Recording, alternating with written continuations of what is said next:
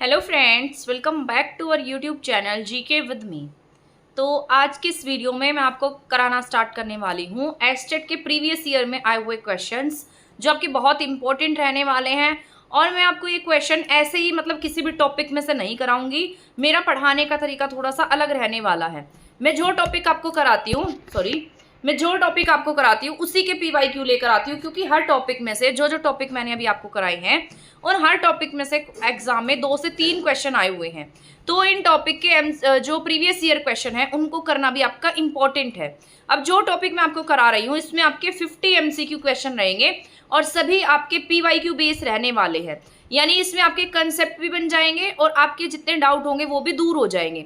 इसके साथ साथ आपको ये भी पता लग जाएगा कि आपने कितना सीख लिया है या आपको इस टॉपिक में से कितना समझ में आ गया है और आपको कितना याद है। ठीक है, ये एस्टेट के पिछले 6 से 7 साल के क्वेश्चन पर बेस रहेंगे। वैसे मैंने इसमें इजी क्वेश्चंस को ऐड किया है जिससे आपके कंसेप्ट जो है वो बिल्ड हो जाए, क्योंकि टफ क्वेश्चन को भी मैं कराने वाली हूँ। जो मेरे पास PYQ क्वेश्चन पेपर पड़े हैं उनमें से मैं आपको as it is in topic में से आए हुए क्वेश्चन कराऊंगी।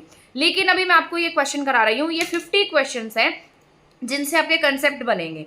ठीक है, और ये PYQ क्वेश्चन पर बेस है और बहुत ज़्यादा इंपॉर्टेंट भी रहने वाले हैं। तो 50 क्वेश्चन की सीरीज है, इस क्लास में लास्ट तक बने रहेंगे। ऐसे ही करके मैं 50 क्वेश्चन की हर टॉपिक में से सीरीज लेकर आऊंगी। इससे क्या होगा, आपके एग्जाम में फिर कोई भी क्वेश्चन आएगा, क्योंकि ऐसा तो नहीं है कि एक वीडियो बना दी, हर टॉपिक में से एक क्वेश्चन मैंने ऐड कर दिया और उसको क्या बताया, आपको बेवकूफ़ बना के मैंने उसमें से ही कराती गई, है ना। जब तक कि हमारे कंसेप्ट क्लियर नहीं होंगे तो हमें उनको करने का फायदा भी नहीं है। इसलिए मैं हर टॉपिक में से बहुत सारे क्वेश्चन लाऊंगी और आपकी इस तरीके से तैयारी करा दूंगी कि उस टॉपिक में से कोई भी क्वेश्चन आए तो आप उसको सॉल्व कर सके। ठीक है, आ गया समझ में? तो अब करें हम स्टार्ट पढ़ना। इसका आंसर आप कमेंट सेक्शन में भी देते जा सकते हैं। जैसे ये वीडियो प्रीमियर में चलेगी और लाइव सेशन होगा, वहां पर आप इसके ऑप्शंस बता सकते हैं। ठीक है, कल ही हमने समाजीकरण का टॉपिक पढ़ा था, तो मैंने आपको बताया था इसमें प्राइमरी एजेंट होते हैं, सेकेंडरी एजेंट्स होते हैं, कौन कौन से एजेंट्स हैं, कौन फैमिली किस में आती है, फ्रेंड्स किस में आते हैं, कौन प्राथमिक रूप से समाजीकरण में सहायक है, कौन द्वितीयक रूप से सहायक है। फिर मैंने इकोलॉजिकल मॉडल ऑफ ब्रूनर बताया था सोशलाइजेशन का। आई होप वो आपने देखी होगी वीडियो। इसकी एक प्लेलिस्ट बनी हुई है एस्टेट 2025 CDP के नाम से, वहां पर ये आपको सारी वीडियोस देखने को मिलेंगी। इसके साथ साथ मैं हरियाणा जीके की एक मैराथन लेकर आऊंगी, तो आप उनको भी देख लीजिएगा। ठीक है, तो सबसे पहले क्वेश्चन पर चलते हैं। पहला क्वेश्चन है, समाजीकरण की प्रक्रिया में सबसे पहला प्रभाव किसका होता है। तो समाजीकरण की जो प्रक्रिया है यानी सोशलाइजेशन का जो प्रोसेस है उसमें सबसे पहला प्रभाव बच्चे पर किसका पड़ता है, बताइए आप। इसका आंसर आप मुझे कमेंट सेक्शन में देंगे। ठीक है, आई होप, मुझे ऐसा पता है कि आप सबको इसका आंसर आता होगा, क्योंकि बहुत इजी क्वेश्चन है। जो सोशलाइजेशन होता है, मैंने आपको कल भी बताया था, सोशलाइजेशन वैसे निरंतर चलता रहता है। और जब बच्चा जन्म लेता है तो कहाँ पर जन्म लेता है, परिवार में जन्म लेता है। सबसे पहला जो प्रभाव है बच्चे पर किसका पड़ेगा, उसके परिवार का पड़ेगा। तो इसका राइट आंसर क्या हो जाएगा, ऑप्शन नंबर सी। जिसने भी ऑप्शन नंबर सी दिया है उसका ये राइट आंसर है। ठीक है, तो ऑप्शन सी क्या है, परिवार।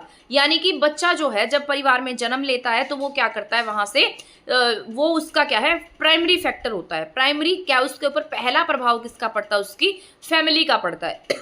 ठीक है, इसके बाद बच्चा फैमिली से बाहर जाता है, आस पड़ोस में जाता है, तो उसका क्या है, सेकंड प्रभाव होता है, द्वितीयक सेक्टर हो गया वो। ठीक है, आ गया समझ में इतना। आई होप ये सारे पॉइंट आपको समझ में आ गए होंगे। इसके बाद नेक्स्ट पॉइंट है, वृद्धि किस प्रकार की प्रक्रिया है। ये क्वेश्चन जो है ये एग्जाम में ना पूछे जाते हैं और पहले भी बहुत बार पूछे गए हैं। आप सोचेंगे तो छोटा सा क्वेश्चन है, इसको ऐसे घुमा के दे देगा और आपको समझ में भी नहीं आएगा, इसलिए मैंने इसको भी 1 लीनियर फॉर्म में लिखा है। इससे नेक्स्ट वीडियो में आपको सारे PYQ कराने वाली हूँ। ये भी PYQ बेस्ड क्वेश्चन है। इसके बाद थोड़े लेंथी क्वेश्चन, थोड़े कंसेप्ट वाले क्वेश्चन मैं आपको कराऊंगी। तो यहाँ पर लिखा है वृद्धि किस प्रकार की प्रक्रिया है, ये मैंने आपको बताया था। वृद्धि और विकास का टॉपिक बताया था मैंने आपको, है ना। डेवलपमेंट एंड ग्रोथ का टॉपिक बताया था। मैंने आपको बताया था कि ग्रोथ जो होती है वो एक टाइम पीरियड के बाद रुक जाती है ना। लेकिन जो विकास होता है वो क्या है, वूम टू टूम चलता रहता है। गर्भ से कब्र तक जो है विकास चलता रहता है, रुकता नहीं है। लेकिन वृद्धि एक टाइम पीरियड के बाद में रुक जाती है। जैसे आपकी हाइट है, हाइट एक टाइम पीरियड के बाद में रुकना बंद हो जाती है ना। जैसे आपकी हेयर ग्रोथ है, एक टाइम पीरियड के बाद में वो भी रुक जाती है। तो वृद्धि किस प्रकार की प्रक्रिया है, वृद्धि जो है वो कैसी है, मात्रात्मक है, जिसे हम क्या कर सकते हैं, माप सकते हैं, है ना। तो वृद्धि क्या है, मात्रात्मक है। जैसे आप अपनी हाइट को माप सकते हैं, आपके वेट को मेजर कर सकते हैं, इसीलिए वृद्धि कैसी है, वृद्धि जो है वो मात्रात्मक है। आ गया समझ में? ठीक है, वृद्धि को हम क्या कर सकते हैं, मात्रा में मेजर कर सकते हैं। इसके बाद नेक्स्ट क्वेश्चन पर चले। आई होप आपने इसका आंसर सही दिया होगा। जिसने भी इसका आंसर ऑप्शन नंबर बी दिया है उन सभी का ये आंसर ठीक है। ठीक है, तो आप अपने आप को अपने मार्क्स देते जाइए कि हाँ हमने इतने क्वेश्चन ठीक कर दिए हैं। इसके बाद नेक्स्ट क्वेश्चन है, विकास की विशेषता क्या है। मैंने आपको ये सारा बताया था कि जो डेवलपमेंट होता है उसकी कुछ विशेषताएं होती हैं। मैंने आपको बताया था कि जो विकास है वो सीधे क्रम में, एक क्रम में चलता रहता है, एक सीरीज में होता है। कि ऐसा नहीं होता ना कि बच्चा पहले तो दौड़ना सीख गया फिर वो ऐसे क्रॉल करना सीखेगा, ऐसा नहीं होता। बच्चा पहले क्रॉल करना सीखता है, फिर वो दौड़ना सीखता है, चलना सीखता है, फिर वो दौड़ना सीखता है ना। तो विकास कैसा की विशेषता क्या, आप इसका आंसर कमेंट सेक्शन में देंगे। विकास उल्टा हो सकता है, उम्र के साथ घटता है विकास की प्रक्रिया, क्रमबद्ध होता है या स्थिर होता है। आप ये बताइए, क्या जो डेवलपमेंट है क्या वो एक कांस्टेंट फैक्टर होता है, मतलब जहां पर है वहीं रुका रहेगा, ऐसा होता है? नहीं होता ना। या उम्र जैसे जैसे आपकी एज बढ़ती है क्या विकास कम होता जाएगा, ऐसा होता है कभी? नहीं होता। उल्टा हो सकता है, विकास का सीरीज उल्टा हो सकता है। अभी मैंने आपको समझाया था कि पहले बच्चा क्रॉल करना सीखता है फिर चलना सीखता है ना। ऐसे तो नहीं होगा पहले चलना सीखा फिर क्रॉल करना सीखा, तो विकास का क्रम उल्टा नहीं होता। तो कैसा होता है, क्रमबद्ध होता है विकास, यानी कि डेवलपमेंट जो है एक सीरीज में होता है, उसका एक पैटर्न होता है। ये क्वेश्चन बहुत ज्यादा इंपॉर्टेंट है, ऐसे क्वेश्चन एग्जाम में पूछे जाते हैं कि विकास की विशेषता इनमें से क्या है या विकास की विशेषता इनमें से क्या नहीं है। तो जब भी आप क्वेश्चन को पढ़ेंगे तो उसमें से क्या टिक करेंगे, यहाँ पर आपको सबसे पहले नोट करना है कि लिखा क्या है, नहीं कि स्टेटमेंट में आंसर तो नहीं है या पॉजिटिव सेंस में आंसर है। ठीक है, तो ये सब आपको ध्यान रखना है। इसके बाद नेक्स्ट है, सामाजिक विकास का प्रमुख संकेतक क्या है। यानी जो हम समाज में जो हमारा विकास हो रहा है उनमें से इसका जो प्रमुख संकेत है वो क्या है। यानी कि जब हमारा वजन बढ़ता है तब हम सामाजिक विकास हो रहा है, हमारा लंबाई बढ़ती है तब हमारा सामाजिक विकास हो रहा है, हम सहयोग कर रहे हैं तब हमारा सामाजिक विकास हो रहा है, या जब हम भोजन कर रहे हैं तब हमारा सामाजिक विकास हो रहा है। बताइए जल्दी से इसका आंसर, ये तो सभी बता देंगे, बहुत ईजी क्वेश्चन ऐड किया मैंने इसमें, ये जल्दी से बताइए फटाफट। राइट आंसर, जिसने भी ऑप्शन सी दिया है उसका ये क्वेश्चन का आंसर बिल्कुल सही है, सहयोग करना। समाज हमें क्या सिखाता है, आपस में सहयोग करना सिखाता है, आपस में मिलजुल कर रहना सिखाता है। तो सामाजिक विकास का प्रमुख संकेतक क्या है, सहयोग करना है। ठीक है, तो इसका राइट आंसर क्या हो जाएगा, option number C is the right answer. आ गया समझ? क्वेश्चन है इसका आंसर क्या हो गया, सहयोग करना। इसके बाद हमारा नेक्स्ट आंसर है मोस्ट इंपॉर्टेंट, इस पर आप डबल स्टार लगा लो, बहुत ही ज्यादा इंपॉर्टेंट क्वेश्चन है, PYQ क्वेश्चन है, बहुत बार एग्जाम में आया हुआ क्वेश्चन है। ठीक है, इस पर डबल स्टार लगा सकते हैं। तो वृद्धि और विकास के बीच अंतर क्या है, आपको ये बताना है कि जो डेवलपमेंट है और जो ग्रोथ है उनके बीच का मेन डिफरेंस क्या है। ठीक है, ये दोनों क्या होते हैं, इक्वल होते हैं, ये मैंने आपको पढ़ाया भी था, इसके बीच डिफरेंस भी बताए थे, ऐसे मैंने आपको डिफरेंस करके भी समझाया था। क्या इसमें ये दोनों समान होते हैं। वृद्धि गुणात्मक है, विकास मात्रात्मक है। वृद्धि कैसी होती है, गुणात्मक होती है, और विकास कैसा होता है, मात्रात्मक होता है।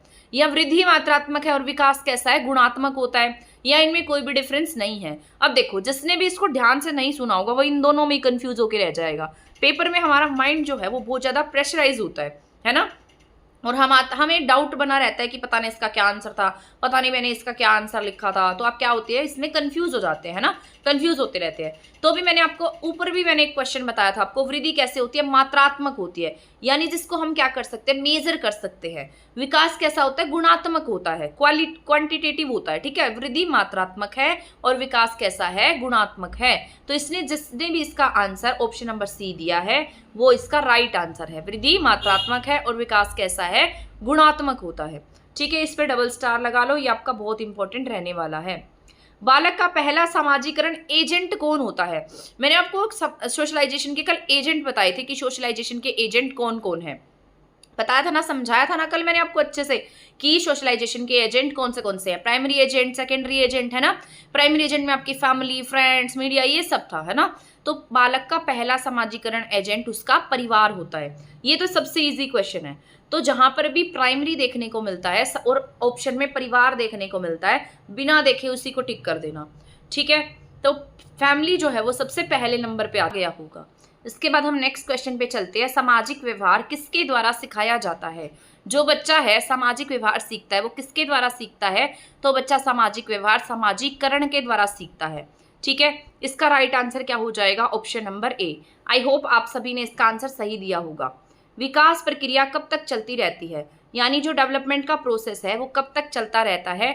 तो इसको मैंने ऐसा चीख चीख के बताया था कि ये क्या होता है, वूम टू टूम्ब होता है, वूम टू टूम्ब होता है, यानी कि वूम यानी गर्भ से लेकर कब्र तक चलता रहता है। कब्र तक कब तक रहेगा?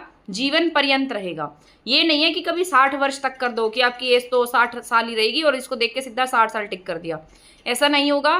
तो इसका राइट आंसर क्या रहेगा? Option number C. कैसे चलता रहता है? ये जीवन पर्यंत चलता रहता है। ठीक है, तो विकास कैसा प्रोसेस है? जीवन पर्यंत चलने वाला प्रोसेस है, यानी कि लाइफ लॉन्ग प्रोसेस होता है।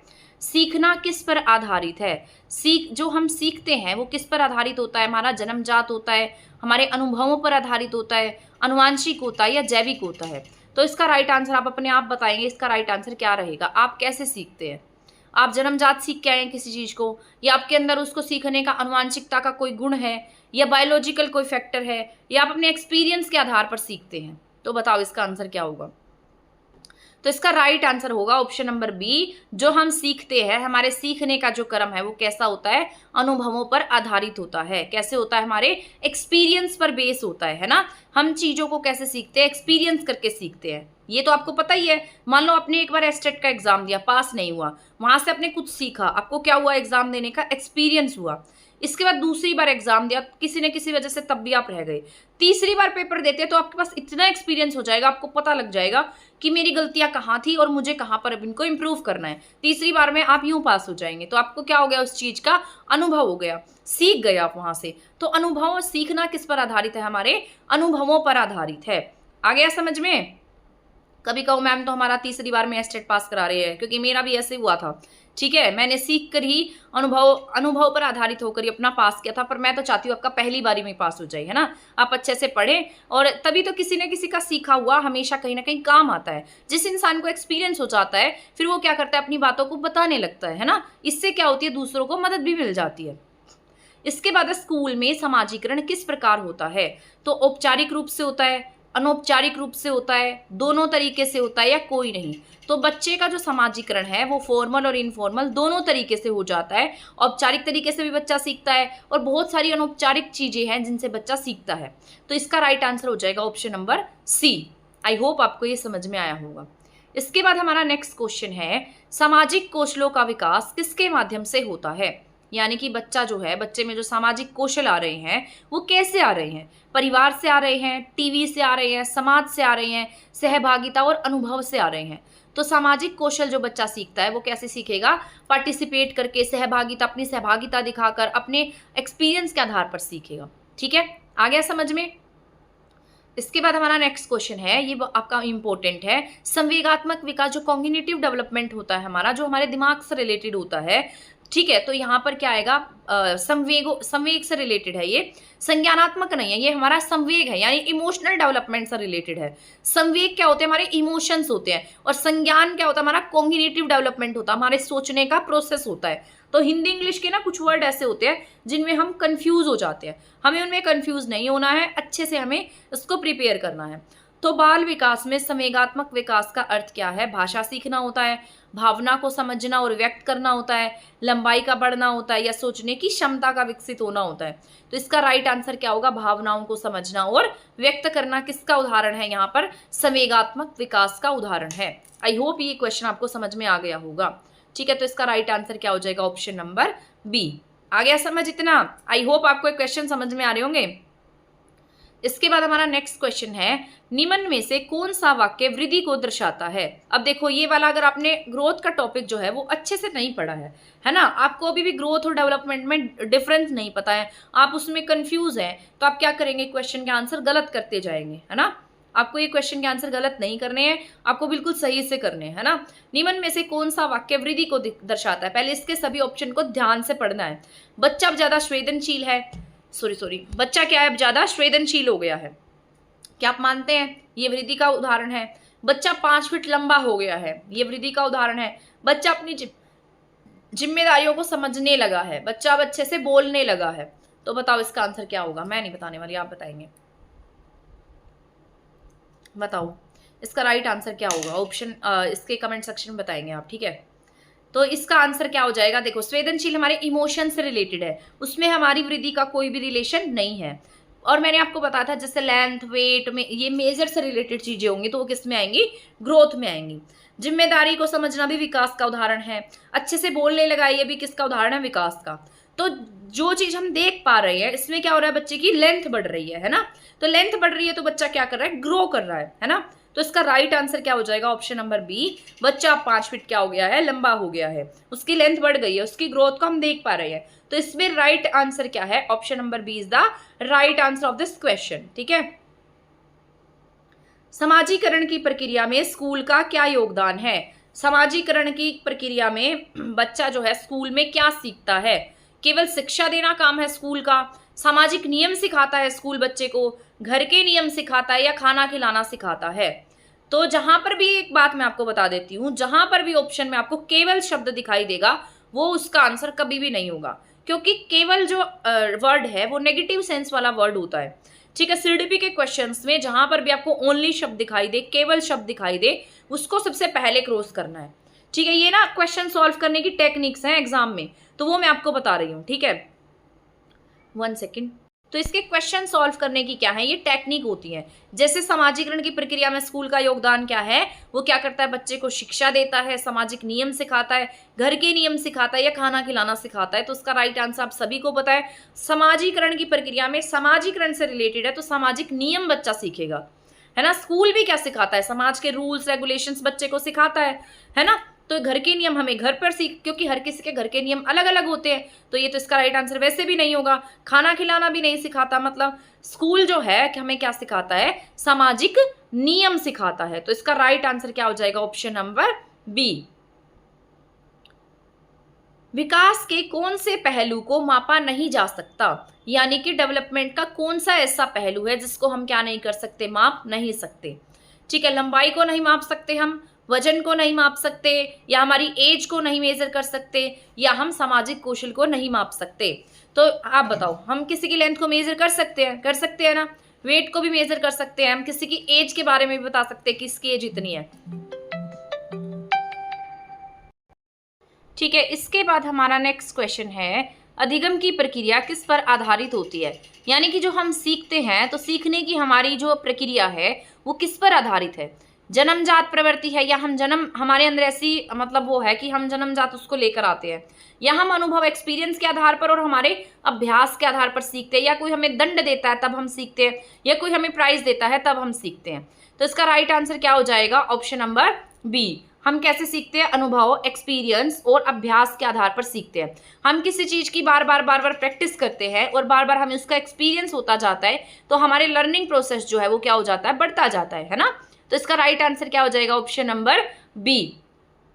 इसके बाद नेक्स्ट क्वेश्चन पे चलते हैं, बालक में आत्मविश्वास कब विकसित होता है, यानी कि बच्चे में जो कॉन्फिडेंस है वो कब आता है, जन्म से आ जाता है बच्चे में, या बच्चा जब अडल्टहुड स्टेज में होता है तब आता है, सामाजिक सहभागिता से आता है, या शिक्षा प्राप्ति से आता है। आप बताओ, आपको ऐसा सेल्फ कॉन्फिडेंस कब फील होता है, कि आप जन्म से इसको लेकर आए थे, या जब आप अडल्ट हो गए अपने आप में आ गया, या आपने एजुकेशन प्राप्त कर ली तब आ गया।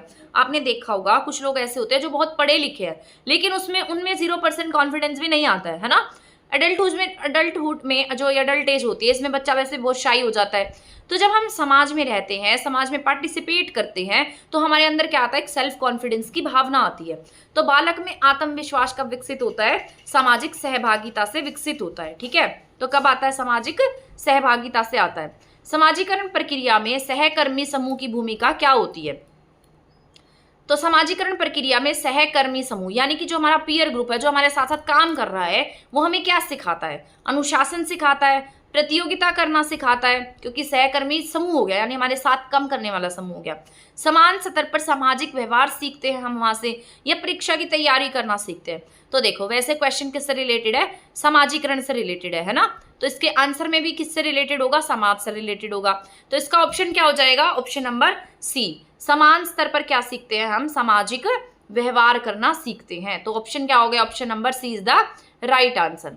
सामाजिक नियमों को अपनाने की प्रक्रिया को क्या कहते हैं? देखो, ये मैंने जब आपको पहली क्लास कराई थी समाजीकरण की, तभी बता दिया था कि सामाजिक नियम, जो समाजीकरण है, वो हमें समाज के रूल्स, वैल्यूज, नॉर्म्स, कल्चर, इन सबको अपनाना सिखाता है।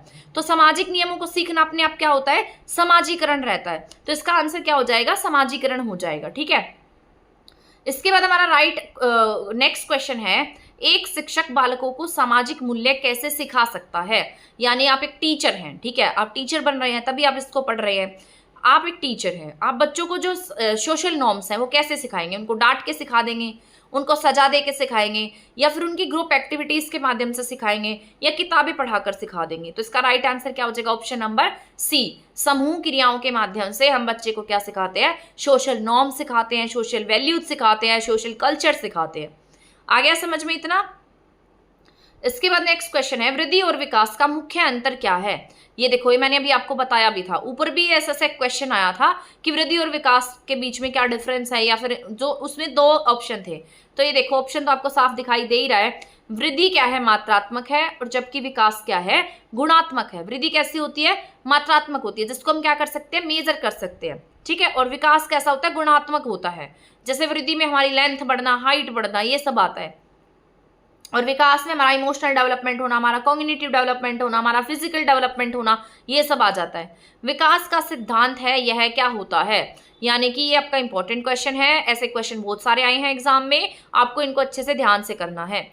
विकास का सिद्धांत है, यह अनिश्चित होता है, उम्र से संबंधित नहीं है, सतत और कर्मिक होता है, या उल्टा भी हो सकता है। तो ये कैसा होता है? मैंने आपको बताया था, development is a continuous process, और ये क्या होता है? एक सीरीज में होता है, एक क्रम में रहता है, और वो स्पाइरल फॉर्म में होता है ना। विकास क्या होता है? विकास का प्रिंसिपल क्या है? डेवलपमेंट का प्रिंसिपल क्या है? कि जो डेवलपमेंट है वो कैसा होगा? एक कॉन्टिन्यूअस प्रोसेस होगा, और इसके साथ साथ कैसा होता है? क्रमिक होता है, एक क्रम में होता है, एक सीरीज में होता है। सीखना किस प्रकार का व्यवहार है? जब हम सीखते हैं, किसी भी चीज को हम सीख रहे हैं, तो हमारे किस व्यवहार में शामिल है? सीखना अनैच्छिक होता है, शारीरिक होता है, अनुकूली होता है, या जन्मजात होता है? तो अनुकूल होता है, उसको हम क्या करते हैं? अडप्ट करते जाते हैं चीजों को, सीखते जाते हैं। तो इसका राइट आंसर क्या हो जाएगा? Option number C is the right answer. तो ऑप्शन नंबर सी इसका क्या है? करेक्ट आंसर है। आई होप आपको ये सब समझ में आ रहे होंगे, और आप इसके आंसर कमेंट सेक्शन में देते जा रहे होंगे। इसके बाद हमारा नेक्स्ट क्वेश्चन है, निम्न में कौन सा समाजीकरण का द्वितीयक साधन है? ऐसे क्वेश्चन बहुत सारे आए हैं एग्जाम में, इनको आपको ध्यान से पढ़ना है। या फिर आपसे ना इनको घुमा के पूछा जा सकता है कि एक लड़की थी, उसका नाम अंजलि था, उसका जन्म इस परिवार में हुआ, वह समाज से बाहर गई, वो उसके आस पड़ोस के साथ उसका इंटरेक्शन हुआ, उसके पड़ोस के बच्चों के साथ वो खेलने लगी, तो बताइए वो समाजीकरण के कौन से साधन में आती है? ऐसे भी पूछ लेंगे, है ना। तो समाजीकरण का कैसा साधन है? द्वितीयक साधन कौन सा है? तो अभी मैंने आपको समझा ही दिया है। तो इसका राइट आंसर क्या हो जाएगा? परिवार होता है, स्कूल होता है, माँ है, या दादी है। तो सेकेंडरी की बात हो रही है। अब देखो, परिवार में क्या क्या आता है? फैमिली आ जाती है ना। फैमिली में नहीं होगा, देखो माँ मदर है, मदर में नहीं होगा, दादी है यानी ग्रैंड मदर में नहीं होगा। तो इसका राइट आंसर क्या हो जाएगा? स्कूल। स्कूल क्या है? उसका बाहरी फैक्टर हो गया, है ना, वो घर से बाहर चली गई, तो स्कूल क्या है? उसके लिए सेकेंडरी फैक्टर है, द्वितीयक साधन है। उसका आस पड़ोस, उसका स्कूल, उसका बाहरी वातावरण, वो सब किस में आएगा? सेकेंडरी में आएगा। आ गया समझ में? और कल मैंने आपको एक मॉडल समझाया था, MMCME, है ना, ब्रूनो का इकोलॉजिकल मॉडल था, MMEMC, ये सब बताया था ना, ब्रूनर का था। इसमें से ना एग्जाम में बहुत बार क्वेश्चन आए थे, इसलिए मैंने आपको ये बताया था। माइक्रो था, मीजो था, एक्सो था, फिर मैक्रो था, फिर क्रोनोलॉजिकल था। एम से माइक्रो में क्या आता था? बहुत छोटा ग्रुप था, जिसमें फैमिली, फ्रेंड्स, जो एक लेवल तक रिलेटेड था। मीजो क्या था? माइक्रो के बाद क्या था? मीजो था, जो क्या होता था? दो कम्युनिटी का इंटरेक्शन हो रहा था, जिसमें मैंने आपको PTM का एग्जाम्पल देकर समझाया था, है ना। ई से क्या था? एक्सो था, जिससे जैसे भारी वातावरण जो थे वो बच्चे को प्रभावित कर रहे थे, जैसे उसके फादर का ट्रांसफर है, जैसे उसके फादर मदर का रिलेशनशिप है, ठीक है। कई बार पेरेंट का रिलेशनशिप अच्छा नहीं होता है, उसका भी बच्चे पर बहुत प्रभाव पड़ता है। इसके बाद मैक्रो था, यानी कि दो कंट्री का जो अलग अलग जो समाजीकरण है, वो कैसा है? अलग अलग है। तो उन दोनों कंट्री के बच्चे भी क्या होंगे? अलग अलग होंगे। ये सारा मैंने आपको बताया था। क्रोनोलॉजिकल, जैसे आज का थॉट प्रोसेस आपके अपने पेरेंट्स के थॉट प्रोसेस से नहीं मिलता है ना। तो ये क्या है? क्रोनोलॉजिकल था। तो 24 का आंसर क्या हो जाएगा? इसका बी ऑप्शन हो जाएगा। बट ये इकोलॉजिकल मॉडल भी आपको याद रखना है, ये मोस्ट इंपोर्टेंट है, बहुत बार एग्जाम में पूछा गया है, इसलिए मैं आपको समझा रही हूं। विकास का सामाजिक पक्ष किसे दर्शाता है? तो डेवलपमेंट का जो सोशल पक्ष है वो किसे दिखाता है? खेल को दिखाता है, वजन को दिखाता है, दूसरों के साथ व्यवहार को दिखा रहा है, या शिक्षा को दिखा रहा है? तो जो सामाजिक पक्ष, हम दूसरों के साथ कैसा व्यवहार कर रहे हैं, कैसे उठ बैठ रहे हैं, ये सब किस में आता है? सामाजिक पक्ष में आता है, सामाजिक पक्ष को दिखाता है। बच्चा कब बोलना शुरू करता है? मोस्ट इंपॉर्टेंट क्वेश्चन, बहुत ईजी क्वेश्चन भी है, आप आराम से इसको अंदाजा लगा सकते हैं इसका आंसर क्या होगा। जन्म के समय ही बोलना शुरू कर देता है, 1 वर्ष के बाद बोलना शुरू करता है, 3 महीने में या 6 साल में, तो इसका आराम से आप बता सकते हैं 1 साल के बाद बच्चा बोलना शुरू कर देता है ना? तो इसको आप राइट कर सकते हैं, करेक्ट कर सकते हैं। निम्न में से कौन सा संज्ञानात्मक विकास का उदाहरण है? संज्ञानात्मक यानी कॉग्निटिव डेवलपमेंट, वहां ऊपर मैंने आपको बताया था संवेगात्मक, जो हमारे इमोशन से रिलेटेड था, यहाँ पर है संज्ञान, हमारे माइंड से, हमारी बुद्धि से रिलेटेड है, संज्ञान से रिलेटेड है, हमारे थॉट प्रोसेस से रिलेटेड है ना? इसको हम इंग्लिश में कहते हैं कॉग्निटिव डेवलपमेंट। तो बोलने से रिलेटेड होगा, खेलने से रिलेटेड होगा, हमारे सोचने की क्षमता का विकास होगा, या वजन बढ़ना होगा। तो इसका राइट आंसर क्या हो जाएगा? हमारे सोचने की क्षमता का विकास। ठीक है, तो option number C is the right answer. तो संज्ञानात्मक विकास किससे रिलेटेड है? हमारे सोचने की क्षमता का विकास से रिलेटेड है। ठीक है, आ गया समझ में इतना? तो इसका ऑप्शन क्या हो गया? सी हो गया। सामाजिक कौशलों का विकास सबसे अच्छे रूप में होता है, यानी कि हम जो सोशल नॉर्म सीखते हैं, सोशल स्किल सीख रहे हैं, वो कहाँ पर सबसे बढ़िया तरीके से सीखते हैं? परीक्षा में सीखते हैं, कहानियों में सीखते हैं, या फिर जब हम ग्रुप एक्टिविटीज करते हैं उनमें सीखते हैं, या अकेले सीख लेते हैं? तो सामाजिक कौशलों का विकास हम कहाँ से सीखते हैं? आप बताएंगे इसका आंसर क्या रहेगा? Option number C is the right answer. तो इसका ऑप्शन नंबर सी क्या हो गया? राइट आंसर हो गया है। ठीक है, तो ये इसका राइट आंसर है। इसके बाद है भावनात्मक विकास के लिए आवश्यक है, यानी कि जब हमारे इमोशन से रिलेटेड क्वेश्चन आते हैं तो हमारा हंसना, उठना, बैठना, प्यार, नफरत, ये सब किससे रिलेटेड होता है? हमारे भावों से रिलेटेड होता है, हमारे इमोशन से रिलेटेड रहता है ना? तो भावनात्मक विकास के लिए आवश्यक है टीवी देखना आवश्यक है, किताब पढ़ना आवश्यक है, प्यार और सुरक्षा का वातावरण होना आवश्यक है, या परीक्षा देना आवश्यक है? तो इसका आंसर आप खुद ही बता सकते हैं, बहुत ईजी है। तो इसका आंसर क्या हो जाएगा? प्यार और सुरक्षा का वातावरण। ठीक है, तो ये क्या हो जाएगा? इंपॉर्टेंट हो जाएगा। इसके बाद नेक्स्ट है सीखने की प्रक्रिया किस पर निर्भर करती है, यानी कि हम सीख रहे हैं तो सीखने की प्रक्रिया जो है वो हमारी किस पर डिपेंड करेगी? शिक्षक की डांट पर डिपेंड करेगी, हमारे डर पर, या हमारी रुचि और प्रेरणा पर डिपेंड करेगी, या फिर केवल हम अभ्यास करें उस पर डिपेंड करेगी? तो इसका राइट आंसर क्या होगा? रुचि और प्रेरणा पर डिपेंड करेगी। ठीक है, तो हमारे क्या इंटरेस्ट है, हमारी क्या प्रेरणा है, तो उन सब पे क्या डिपेंड करता है? हमारे सीखने का प्रोसेस जो है वो डिपेंड करता है। सामाजिकता का प्रमुख तत्व क्या है, यानी जो हम सीख पा रहे हैं, सामाजिकता का प्राइमरी फैक्टर क्या होगा? ठीक है, तो आप बताएंगे प्रतिस्पर्धा, हम किसी से कंपटीशन करेंगे, हम किसी के साथ सहयोग करेंगे, या अनुशासन करेंगे, अधिकार दिखाएंगे? तो इसका राइट आंसर क्या रहेगा? Option number B is the right answer, सहयोग। ठीक है, तो इसका आंसर क्या हो जाएगा? सहयोग। सामाजिकता का प्रमुख तत्व क्या है? सहयोग है, यानी जब हम आपस में सहयोग करके रहते हैं तो हम क्या होते हैं? एक सामाजिक प्राणी बनते हैं, सोशल बीइंग बन जाते हैं। वृद्धि रुक जाती है पर विकास क्या होता है? जो वृद्धि होती है, जो हमारी ग्रोथ होती है, वो एक टाइम पीरियड के बाद में रुक जाती है, मैंने आपको बताया भी था। लेकिन जो हमारा डेवलपमेंट होता है वो कैसा होता है? मैंने आपको बताया था, डेवलपमेंट जो है स्थायी होता है, रुक जाता है, जन्म से पहले होता है, या मापा जा सकता है। ठीक है, तो विकास जो है वो एक स्थायी होता है, मतलब क्या होता है? कंटिन्यू चलता रहता है। ठीक है, तो इसका आंसर क्या हो जाएगा? ठीक है, तो यहाँ पर आएगा विकास जारी रहता है। तो इसका ऑप्शन इसमें से एक भी नहीं है, ये ना ऑप्शन गलत लिखे गए हैं, तो इसका क्या आएगा? जारी रहता है, ऐसे लिख लेना। विकास जो है वो क्या रहता है? जारी रहता है। ठीक है, तो इसका राइट आंसर हो जाएगा ये। तो विकास क्या होगा? जारी रहेगा। ठीक है, इसका करेक्ट आंसर हो जाएगा।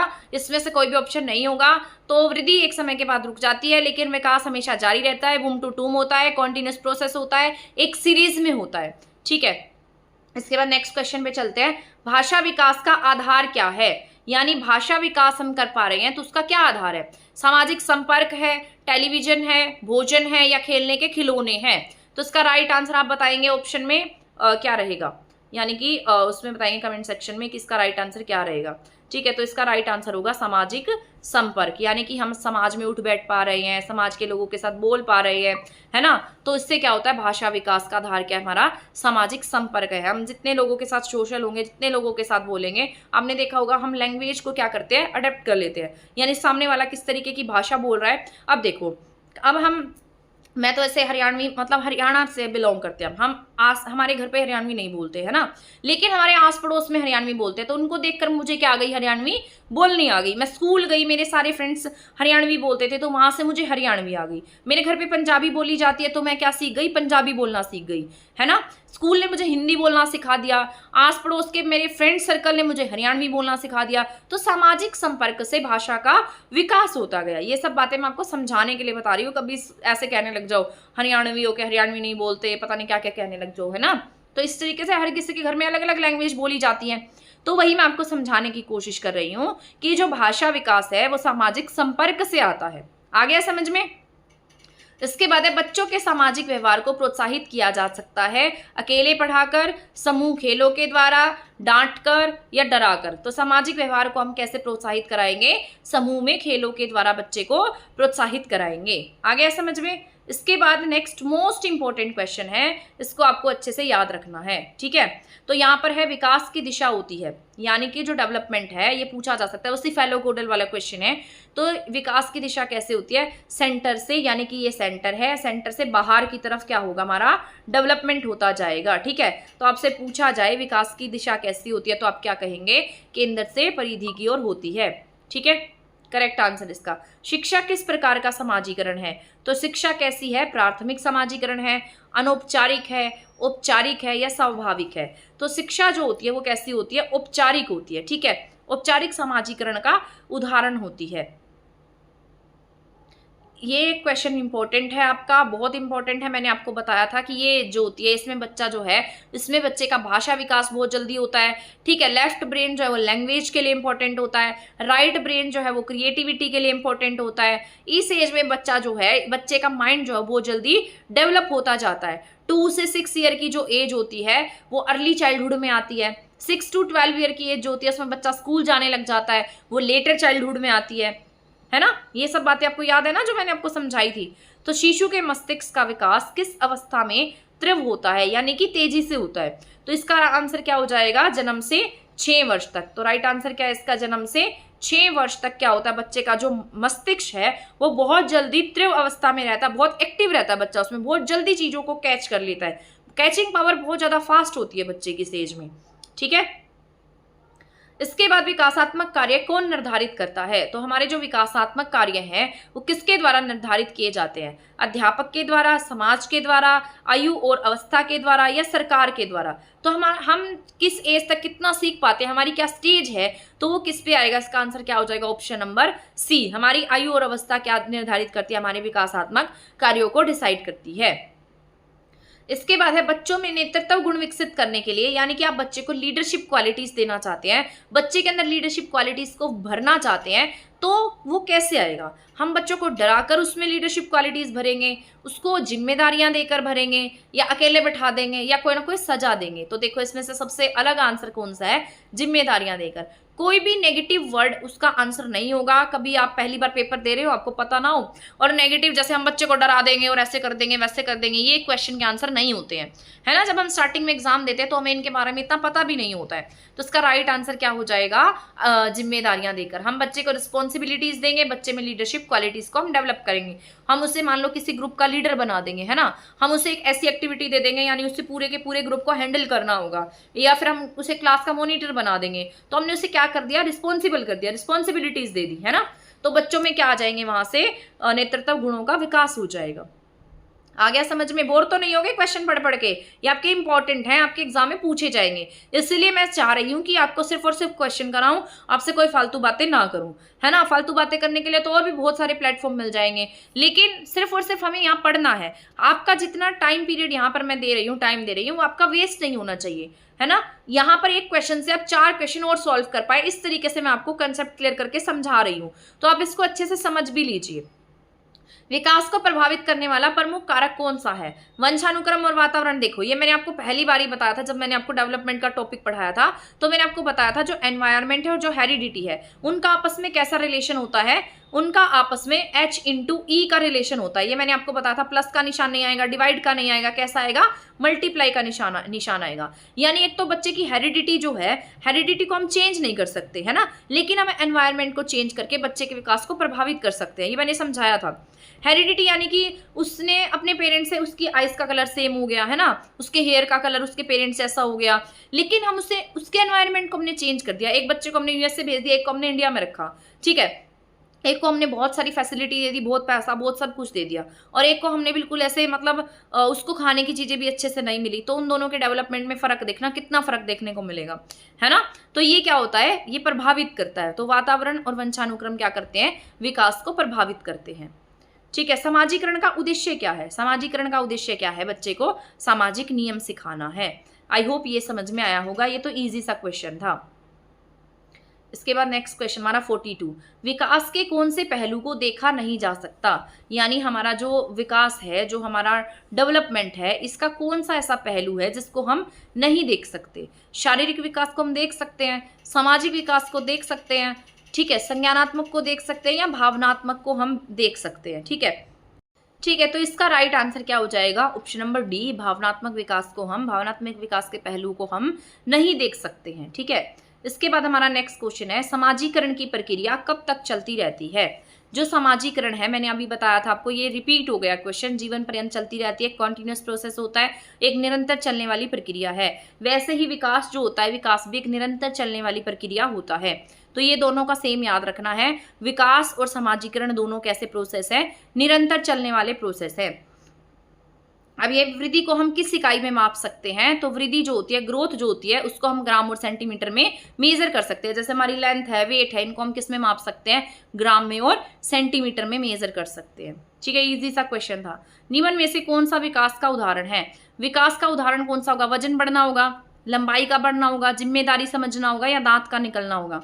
तो देखो तीनों जो ऑप्शन दिख रहे हैं आपको, ये तीनों आपके ग्रोथ से रिलेटेड है ना, लेकिन ऑप्शन नंबर सी जो है वो किससे रिलेटेड है आपका, ये आपका रिलेटेड रहेगा डेवलपमेंट से, ठीक है। तो अगर हम जिम्मेदारियों को समझ पा रहे हैं, हमारे अंदर मेच्योरिटी आ रही है, तो हम क्या हो गए हैं, हमारे दिमागी स्तर पर हम विकसित हो गए हैं, है ना। तो यहाँ पर आंसर क्या हो जाएगा, ऑप्शन नंबर सी। सामाजिक विकास के लिए क्या आवश्यक है, तो सहयोग आवश्यक है, ये दोबारा से रिपीट हो गया क्वेश्चन है।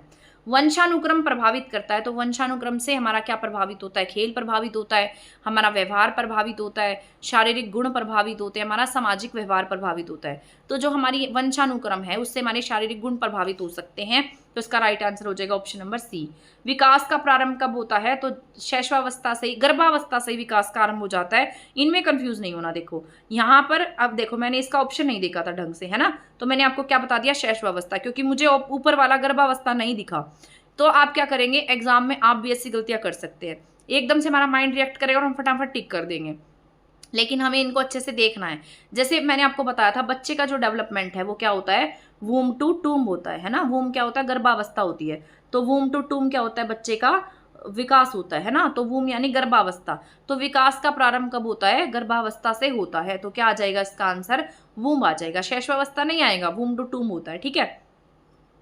इसके बाद है, कौन सा समाजीकरण का अनौपचारिक साधन है, यानी कि अनौपचारिक इनफॉर्मल वे कौन सा है बच्चे का, ठीक है। स्कूल है, परिवार है, पाठ्यक्रम है, या शिक्षक है। देखो स्कूल क्या होता है, उसका औपचारिक साधन है, यानी फॉर्मल है, ठीक है। पाठ्यक्रम भी स्कूल का होता है, शिक्षक भी उसका क्या है, फॉर्मल है। लेकिन जहां पर बच्चा अनौपचारिक तरीके से चीजें सीख रहा है, तो वो क्या हो जाता है, उसकी फैमिली हो जाती है ना। तो समाजीकरण का अनौपचारिक साधन आपसे पूछा जा सकता है, तो आप क्या टिक करेंगे, ऑप्शन नंबर सी को टिक कर देंगे।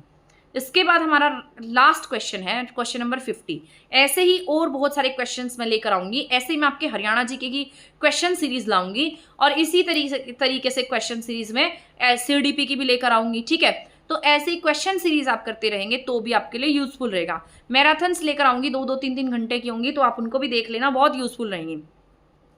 बच्चे का आत्मबोध किससे आता है, बच्चे में आत्मबोध किससे आता है, डांट से आता है, प्रशंसा और अनुभव से आता है, टीवी से आता है, या किताबों से आता है। तो इसका राइट आंसर क्या रहने वाला है, प्रशंसा और अनुभव से आता है। तो बच्चे में आत्मबोध किससे होता है, प्रशंसा से होता है, और किससे होता है, अनुभव से होता है, ठीक है। प्रशंसा से और किससे होगा, अनुभव से, यानी कि उसको तारीफ से होगा। अगर हम बच्चे को क्या करेंगे, थोड़ा अप्रिशिएट कर देंगे, अप्रिशिएट करेंगे और बच्चा अपने एक्सपीरियंस से सीखेगा तो बच्चे में अपने आप क्या आ जाएगा, आत्मबोध आएगा। ठीक है, आई होप ये जितने 50 क्वेश्चन जो मैंने आपको कराए हैं ये आपके लिए यूजफुल रहे होंगे, आपके लिए इंपॉर्टेंट रहे होंगे, है ना। आपने यहाँ से कुछ ना कुछ सीखा होगा, आपके यहाँ से कंसेप्ट क्लियर हुए होंगे, आपको ये समझ में आया होगा कि मैंने इस चैप्टर में से कितना सीखा है। तो सबसे इंपॉर्टेंट यही होता है कि हमें इस चैप्टर में से कितना समझ में आ गया है। इसमें देखो मैंने आपको एक्स्ट्रा बातें भी बहुत सारी बताई हैं, सिर्फ ये क्वेश्चन के फॉर्म में नहीं बताया है। इसके जो कंसेप्ट थे, ये किस तरीके से इसका आंसर हुआ, ये सब भी मैंने आपके साथ में डिस्कस किया है। तो वहां से क्या होता है, हमारे कंसेप्ट और ज़्यादा बन जाते हैं। अब मान लो आपने ये वीडियो देख ली है और आप एग्जाम हॉल में बैठे हैं, तो आपको एकदम से आपके माइंड पे क्लिक करेगा कि ये तो क्वेश्चन मैम ने कराया था, है ना, ये इस तरीके से हमें बताया था, हमें ये बताया था कि केवल वाला वर्ड हमारे आंसर में नहीं होगा, है ना। तो ये सारी बातें मैंने आपको समझा दी थी, तो आप इनको ध्यान से देखकर करेंगे। अब नेक्स्ट वीडियो में आपको और क्वेश्चन सीरीज कराऊंगी और टॉपिक्स कराऊंगी, तो आप वीडियो में चैनल के साथ बने रहे, प्लेलिस्ट जरूर चेक करते रहे, नई नई प्लेलिस्ट देखने को मिलेंगी। ये क्वेश्चन सीरीज आपको एसेट 2025 CDB में देखने को मिलेगी, तो वहां से आप इसको चेक कर सकते हैं। ठीक है, तब तक के लिए आप चैनल के साथ बने रह सकते हैं। थैंक यू, धन्यवाद, बने रहिए चैनल के साथ। मिलेंगे नेक्स्ट वीडियो में नेक्स्ट टॉपिक के साथ, नेक्स्ट स्ट्रेटेजी के साथ और नेक्स्ट हमारे किसी न किसी वीडियो के साथ। तब तक के लिए थैंक यू, धन्यवाद।